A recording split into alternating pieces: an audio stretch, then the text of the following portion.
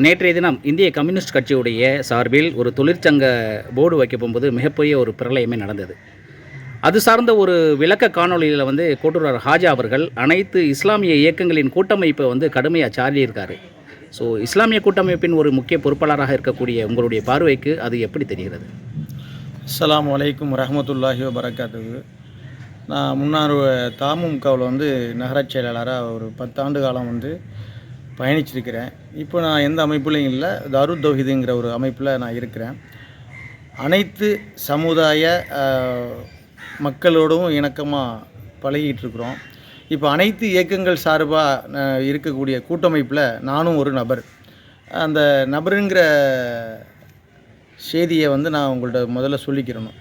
அவர் அனைத்து இயக்கங்கள் சார்ந்து ஒரு பிரச்சனையை ஒரு வெளிப்படுத்தியிருக்கிறாரு. அதெல்லாம் மட்டும்தான் பொதுமக்களுக்கு இது மூலமாக நான் சொல்லிக்கிறது என்னவென்னா, கோட்டூரார் ஹாஜா மைதனுக்கு மார்க்க அறிவும் இல்லை, உலக அறிவும் இல்லை அப்படிங்கிறது தான் என்னுடைய முதல் பதில்.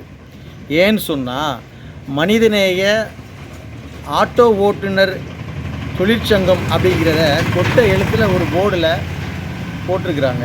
நான் நகரச் செயலாளராக இருந்த காலத்திலேருந்து கிட்டத்தட்ட 95லேருந்து அந்த சங்கம் இயங்கிக்கிட்டு இருக்குது. அந்த தமுக மாமக அந்த சார்பில் தான் அந்த சங்கம் இயங்கிக்கிட்டு இருக்குது.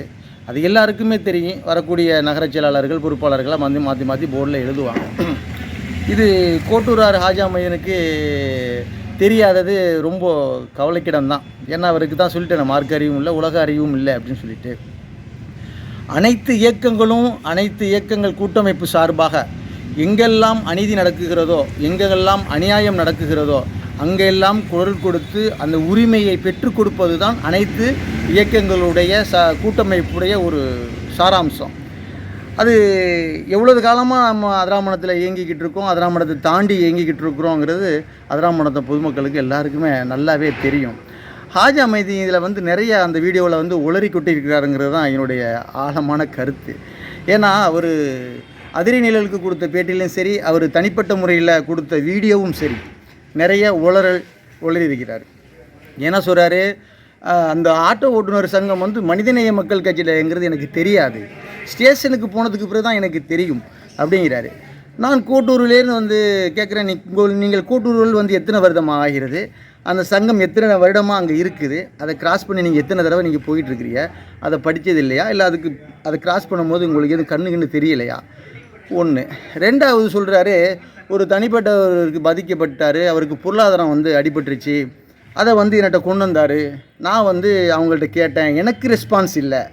அவர் சொல்கிற கருத்துனா, எனக்கு ரெஸ்பான்ஸ் இல்லை, அதனால் நான் என்ன செஞ்சேன், என்னுடைய கட்சியை வளர்க்குறதுக்கு, என்ன வளர்த்துக்கிறதுக்கு அதில் ஒரு பிரிவினை ஏற்படுத்தி, ஒரு பிளவை ஏற்படுத்தி நான் தனியாக ஒரு சங்கம் ஏற்பாடு பண்ணிட்டேன். அந்த சங்கத்தை ஏற்பாடு பண்ணிக்கிட்டு இருக்க போகும்பொழுது மனிதநேய மக்கள் கட்சி சார்பில் ஒரு மனுவை கொடுக்குறாங்க ஸ்டேஷனில். அதனால் நான் அங்கே போனேன். அங்கே போனதுக்கப்புறம் என்னால் ஒன்றும் செய்ய முடியலைங்கிறாரு. ஒன்று. ரெண்டாவது அவர் சொல்கிறாரு, நம்ம கீழத்தூர் சங்க தலைவர் ஜாவுதீங்காக்கா ஃபோன் அடித்தாங்க, லவுடு ஸ்பீக்கர் போட்டாங்க அப்படின்னு சொல்கிறாரு. ஜாவுதீங்காக்கிட்ட நான் விசாரித்த வகையில் அவர் தெளிவாக இருக்கிறாங்க. அந்த காக்கா எங்கே கூப்பிட்டாலும் நான் அல்லாஹ் மீது சத்தியம் பண்ணி நான் சொல்லுவதற்கு தயாராக இருக்கிறேன். நான் கேட்டேன், இதுமாரி எனக்கு பெண்களும் ஆண்களும் எனக்கு ஒரு மனு மாதிரி தெரு மக்கள் எனக்கு என்னை பார்த்து சந்தித்து கொடுத்தாங்க. அந்த ஆட்டோ ஓட்டுநர் சங்கம் அந்த இடத்துல வந்தால் பெண்களுக்கு, அந்த கீழத்தூர், குறிப்பாக அந்த கீழத்தூர் பகுதி மக்களுக்கு அது ஒரு இடையூறாக இருக்கும், ஒரு சஞ்சலத்தை ஏற்படுத்தும் அப்படிங்கிற வகையில் அதை நீங்கள் தடுத்து நிறுத்தணும் அப்படின்னு சொல்லிட்டு ஜமாத்து தலைவர் என்கிற முறையில் என்னை சந்தித்தாங்க. அதன் முறையில் நான் உறுப்பினர்களையும் பொறுப்பாளர்களையும் அழைத்து வைத்து கொண்டு, சங்கத்தில் அழைத்து வைத்து கொண்டு கோட்டூரார் ஹாஜா மைதனுக்கு நான் ஃபோன் அடித்து தற்காலிகமாக அதை நிறுத்தி வைக்கலாமே அப்படின்னு சொல்லி நான் சொன்னேன். அதுக்கு அவர் என்ன சொன்னார்னு சொன்னால், எல்லா ஏற்பாடுகளும் செய்தி முடிக்கப்பட்டாச்சு, இதில் நான் பின்வாங்கினா கோட்டூரார் பின்வாங்கிட்டார் அப்படின்னு சொல்லி இந்த சமூகம் பேசும் அப்படின்னு சொல்லி ஒரு கர்வத்தோடு பேசுகிறாரு, ஒரு ஆணவத்தோடு பேசுகிறாரு, ஒரு அதிகார துஷ்பிரயோகம் பண்ணுறாரு. முன்னாடியெல்லாம் நம்ம காளிதாஸ் அண்ணன் போன்ற சகோதரர்கள் தோழர்கள்லாம் இருக்கக்கூடிய காலத்தில் கம்யூனிஸ்டுகளோட நிறைய இணக்கம், நம்ம மக்கள்லாம் பெரிய இணக்கமாக இருந்தாங்க. கம்யூனிஸ்ட்டு அந்த கட்சி இந்த கட்சின்லாம் சொல்லி யாருமே பிளவுபடுத்தி பார்த்ததில்லை, பார்த்ததில்லை. அப்படியே இருந்தாலும் வந்து வர அரசியல்னு வர நேரத்தில் ஒரு தேர்தல்னு வர நேரத்தில் வாரி வாரி கொடுத்த மக்கள் வந்து இஸ்லாமிய மக்கள் பெரும்பகுதி இங்கே அதிராமணத்தில். அப்படி கொண்ட மக்களை வந்து அவர் என்ன சொல்கிறாருன்னு சொன்னாக்கா, கம்யூனிஸ்ட் கட்சி வளர்றத வந்து இந்த இயக்கங்களுக்கெல்லாம் வந்து பெரிய பொறாமையாக இருக்குது, பொச்சரிப்பாக இருக்குது அப்படிங்கிற மாதிரிலாம் அவர் சில பேசுகிறாரு. அப்போ அவர் பதவியை தட்டி பறிக்கும் போது, ஒருவர் தட்டி பறிக்கும் பொழுது இந்த அனைத்து இஸ்லாமிய இயக்கங்களும் தேவைப்பட்டது, அதிரை வாழ் மக்களும் தேவைப்பட்டது, ஜமாத்து தேவைப்பட்டது, கீழத்தெரு ஜமாத்து தேவைப்பட்டது, எல்லா ஜமாத்தும் தேவைப்பட்டுச்சு. உங்களுக்கு தனிநபரை எதிர்த்து நீங்கள் போராட்டம் நடத்தினீர்கள். அப்போவெல்லாம் உங்களுக்கு இனிப்பாக இருந்த ஜமாத், இனிப்பாக இருந்த அதிரை வாழ் மக்கள் உங்களுக்கு இப்போ கசப்பாக தெரிகிறது. அனைத்து இயக்கங்களையும் சாடி ஒரு பதிவை நீங்கள் போடுவதற்கு தகுதி இருக்கிறதா உங்களுக்கு? அதிராமடத்தில் பிழைக்க வந்தவர்கள் எத்தனையோ பேர், அதில் நானும் ஒருவனாக இருக்கலாம். ஆனால் அதிரைக்கு விசுவாசமாக இருக்க வேண்டும். நான் உதாரணத்துக்கு முத்துப்பேட்டையிலேருந்து வந்தேன். எங்கள் அம்மா முத்துப்பேட்டை, எங்கள் அத்தா கரம்பக்குடி. நான் கரம்பக்குடியான், ஹோட்டல் கரம்பக்குடின்டா நான் வச்சுருக்கிறேன் இல்லைங்க. யாரும் ஊரை வந்து முக்கியத்துவப்படுத்த மாட்டாங்க.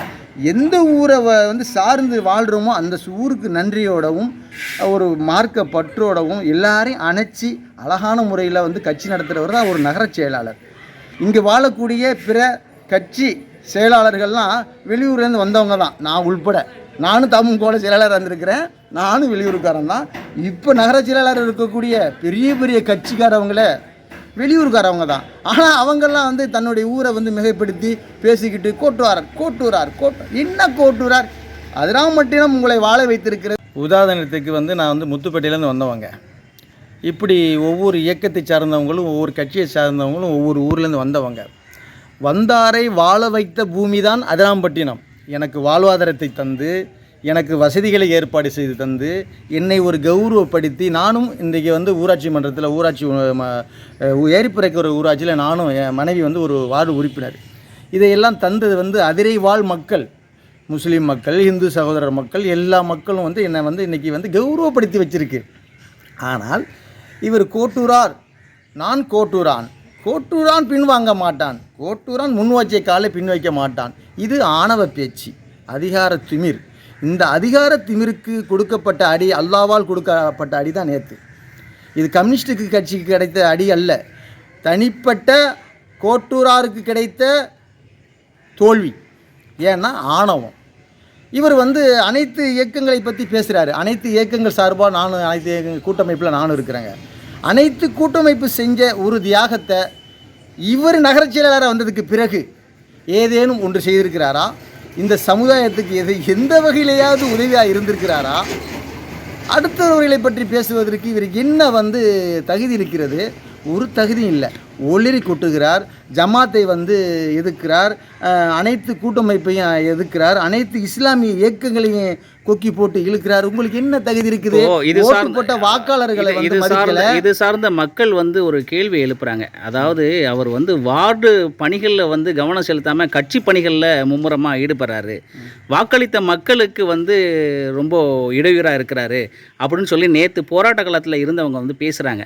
உதாரணத்துக்கு அந்த சைனாங்குளத்துடைய தூர்வாடுற விஷயத்தில் வந்து நிறைய ஊழல்கள் நடந்திருக்கு, இதில் இவருக்கும் பங்கு இருக்குது அப்படின்ற மாதிரி பேசியிருக்காரு. இது உங்களுடைய பார்வையில் எப்படி? எனக்கு என்னென்னு சொன்னாக்கா, கோட்டூராருக்காக நடந்த பணிகள்லாம் இல்லைங்க. கீழத்தூரில் வந்து அவருக்காக உழைத்தாங்க பற்றிலாம், அப்பாஸ் காக்கா குறிப்பாக, மைதீன், சாந்தா சாவுல் காக்கா, இப்படி ஒரு பல சகோதரர்கள் வந்து அவருக்காக உழைத்தார்கள். இவருடைய அந்த ஆணவ போக்கு அதிகாரங்களுக்கு வந்து அவங்க வந்து தலை சாய்க்கலை. எங்கே நகராட்சியில் வந்து தலை சாய்க்கலைங்க. அதுக்கு பிறகு இவரை பற்றி புரிந்து கொண்டு அந்த வாக்கு சேகரித்த மக்களும் அவருக்காக உழைத்த மக்களும் போய் ஒரு கோரிக்கை வைக்கிறாங்க. குணசேகரன் அவர்களிடமும் தலைவரிடமும் துணைத் தலைவரிடம் கோரிக்கைங்க. அதன் அடிப்படையில் தான் அங்கே எல்லாம் வேலை செஞ்சு நடந்துக்கிட்டு இருக்கே தவிர இவருடைய ஆதிக்கத்துக்கு அதிகாரத்துக்கெல்லாம் அவங்க வந்து பணிஞ்சு போய் எந்த வேலையும் செஞ்சு கொடுக்கலங்க. இது ஒன்று. ஒருபுறம் இருக்க ஒருவர் வந்து சொல்கிறாரு உங்கள்கிட்ட, அவர் வந்து ஜமாத்தில் போய் சொல்லியிருக்கலாம்ல, எனக்கு வந்து நான் அந்த பொண்ணை விரும்புகிறேன், பொண்ணு என்ன விரும்புது, இதுக்கு உட்பட்ட ஜமாத்து நீங்கள் சம்மந்தப்படுத்தி நீங்கள் வந்து பொண்ணு வீட்டில் சுமூகத்தை ஏற்படுத்தி எனக்கு திருமணம் வச்சு பண்ணித்தாங்க அவர் சொல்லியிருக்கலாம். ஆனால் அவர் போய் நாகூரில் பண்ணிட்டு வந்துட்டார் கல்யாணம். இவர் வந்து அதிரி நிலைகளுக்கு வந்து உளறி குட்டுறாரு, வந்து அவருக்கு மேஜர் ஆயிடுச்சு, மைனர் ஆயிடுச்சு, என்னென்னமோ சொல்கிறாரு. என்ன சொல்லட்டேன். ஆனால் வந்து கட்டுக்கதைகளை வந்து அவுத்து விட்றாருங்க. அதனால் வந்து இவருக்கு வந்து பதில் நீங்கள் சொன்னீங்க, அதாவது வந்து மக்கள் நேரடியாக கோரிக்கை வைத்ததின் அடிப்படையில் வந்து அந்த வார்டுக்கு வந்து பணிகள் நடக்குது அப்படின்னு சொல்லி. ஆனால் பொதுமக்கள் என்ன பேசுகிறாங்க, இவர் வந்து யாரை எதிர்த்து நின்றாரோ இப்போ அவருடன் ஐக்கியமாகிவிட்டார், அதன் அடிப்படையிலேயே வந்து வேலை நடக்குது. ஏன்னா எத்தனையோ வார்டுகள் வந்து புறக்கணிக்கப்பட்டிருக்கு. உதாரணத்துக்கு பார்த்தீங்கன்னு சொன்னால் 2வது வார்டு வந்து நகர துணைத் தலைவரோட முட்டி மோதிக்கிட்டு இருக்கிறதுனால அந்த வார்டுகள் வந்து புறக்கணிக்கப்பட்டிருக்கு. அதே போன்ற ஒரு சூழ்நிலை தான் 19வது வார்டுக்கும் இருந்தது. ஆனால் அவர் என்று அவரோடு ஐக்கியமானவரோ அன்றிலிருந்து வேலைகள் நடப்பதாக சொல்லப்படுது. அதுக்கு உதாரணம் வந்து இமாம் சாபி பிரச்சனை தாங்க. இப்போ இவருடைய துணைத் தலைவர் பதவியை தட்டி பறித்த இன்னொரு துணைத் தலைவர் அவரை எதிர்த்து கோஷமிடுவதற்கும் ஆர்ப்பாட்டம் செய்வதற்கும் அனைத்து இயக்கங்களும் இந்த இஸ்லாமிய மக்களும் தேவைப்பட்டார்கள். ஆனால் இன்னொரு துணைத் தலைவரை எதிர்த்து ஒரு சமூகம் போராட போகும் பொழுது அது அநீதிக்கு எதிரான போராட்டம், அநியாயக்காரர்களுக்கு நான் வந்து ஒன்று சேர மாட்டேன், நியாயத்தின் பக்கம் தான் நிற்பேன் அப்படின்னு சொன்னார். அதிலிருந்து அவர் வந்து எங்கிட்ட சாதகமாக இருக்கிறாரு அப்படின்ட்டு அதிராமண்ண மக்களுக்கு தெரியுங்க. 2வது இயக்கத் தலைவர்களை நான் தூக்கி பேசலைங்க. ஒரு இயக்கம் சார்ந்த ஒரு கட்சியுடைய எம்எல்ஏ, அதாவது டிஎம்கேவுடைய எம்எல்ஏ தன் சமூகத்துக்கான உரிமைகளை வந்து கோடிட்டு காட்டி பேசுகிறாரு. ஜவாஹிர்லால் சார் பேசுகிறாரு. அவருக்கு எதிராக திமுகவினரோடு சேர்ந்து கொண்டு காவல்துறையில் போய் நீங்களும் கம்ப்ளைண்ட் கொடுக்குறீங்க. யாருக்கு சாதகமாக? உங்கள் துணைத் தலைவர் பதவியை தட்டி பறித்த ஒருவருக்கு சாதகமாக ஒரு சமுதாய தலைவரை அவர் வந்து பேசக்கூடாது, தனிநபரை பேசக்கூடாது. நீங்களும் தான் தனிநபரை பேசுனீங்க. உங்கள் வந்து துணைத் தலைவர் தட்டி பறிக்கப்பட்டதுன்னு சொல்லியிருந்தீங்க. எல்லா அமைப்புகளும் கூப்பிட்டிய, எல்லாரும் வாங்க வாங்க வாங்கன்னு கூவி அழைச்சிய, கோட்டூரார் விரவு கடைக்கு முன்னாடி பெஞ்சு போட்டு உட்கார வச்சிய, டீயெல்லாம் சப்ளை பண்ணிய, அதுக்கப்புறம் தக்குவபலிக்கு எதிராக நின்றுக்கிட்டு ஒரு ஆர்ப்பாட்டம் பண்ணியில துணைத் தலைவரை எதிர்த்து. அப்போலாம் உங்களுக்கு அநியாயமாக தெரியலையா? அப்போலாம் இயக்கங்கள் தேவைப்பட்டுச்சா உங்களுக்கு? அப்போ அதிரைவாழ் மக்கள் தேவைப்பட்டுச்சே. இவர் இந்திய கம்யூனிஸ்டுக்கு நகர செயலாளராக இருப்பதனால் இந்த இந்திய கம்யூனிஸ்ட்டை அதிராமட்டத்தில் வேறு மண்ணோடும் இவர் அழித்து விடுவார் என்பது என்னுடைய தனிப்பட்ட கருத்து. இதை பொதுமக்கள் அறிந்து கொள்ள வேண்டும். இவர் வந்து ஒரு ஊரை முன்னிலைப்படுத்தி பேசுகிறாரு. இவரை நீங்கள் இனங்காணணும், அதிராமண்டத்து மக்கள் இனங்காண வேண்டும். இவரை வந்து ஜமாத்து சரியான முறையில் அணுகி இவரை வந்து துடைத்தெறிய வேண்டும். சக தோழர்கள், கம்யூனிஸ்ட் தோழர்கள் நிறைய பேர் இருக்காங்க, நல்லவங்க இருக்கிறாங்க. அண்ணன் காளிதாஸ் இருக்கிற வரையும் எந்த பிரச்சனையும் இல்லை. இஸ்லாமிய சமூகத்தோடு ஒட்டி உறவாடி அவர்களுக்கு தேர்தல் நிதி கொடுப்பது, அனைத்து வேலைகளும் செய்து கொடுப்பது, அவர் நம்மளுக்கு ஆதரவாக இருப்பது, அவருக்கு நம்ம ஆதரவாக இருப்பது நடந்து கொண்டு இருக்குது. ஆனால் இவர் வந்ததுக்கு பிறகுதான் ஆணவ பேச்சு, அங்கே உள்ளுக்குள்ளேயே பிரச்சனை நிறையா இருக்குது. அடுத்தவர்களை மட்டம் தட்டி பேசுகிறது, அடுத்த உறுப்பினர்களை மட்டம் தட்டி பேசுகிறது. நான் என்ற ஆணவத்துக்கு அல்லாஹுவால் வழங்கப்பட்ட தோல்விதான் கோட்டுவார் ஆஜாமதுக்கு நேற்று நடந்தது. அஸ்ஸலாமு அலைக்கும் வரஹ்மத்துல்லாஹி வபரகாத்துஹு.